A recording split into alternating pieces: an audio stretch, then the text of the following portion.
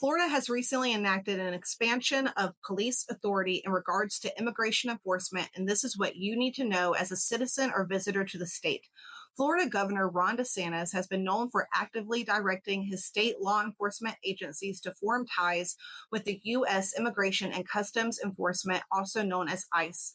DeSantis stated his aim being to enhance Florida's capacity to enforce federal immigration laws and subsequently increase the removal of undocumented immigrants. However, while the state appears to seek consistent enforcement standards, local law enforcement agencies could be faced with a vast array of responses from the local community, as well as it potentially leading to a patchwork of enforcement practices across the state.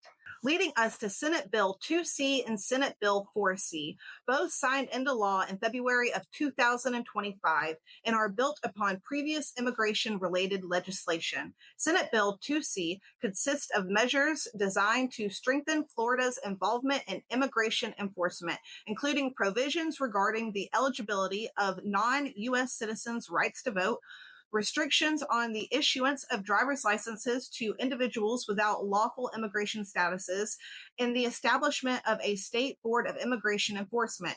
This bill also allocates over $298 million to support the implementation and execution of these enhanced enforcement activities.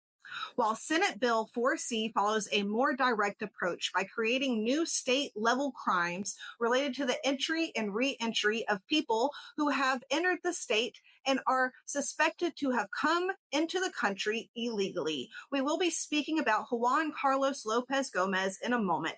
Classifies this act as a first-degree misdemeanor and subsequent violations being classified as third-degree felonies. Lastly, Senate Bill 4C mandates the imposition of the death penalty of quote-unquote unauthorized aliens. Now, besides Senate Bill 2C and 4C, Florida has also expanded its involvement in immigration enforcement through the federal 287G program, a federal program authorized by law which allows ICE to enter into formal agreements with state and local law enforcement agencies delegating specific immigration enforcement powers to officers who have received appropriate training. A number of law enforcement agencies across the state have already signed and are preparing to sign this agreement.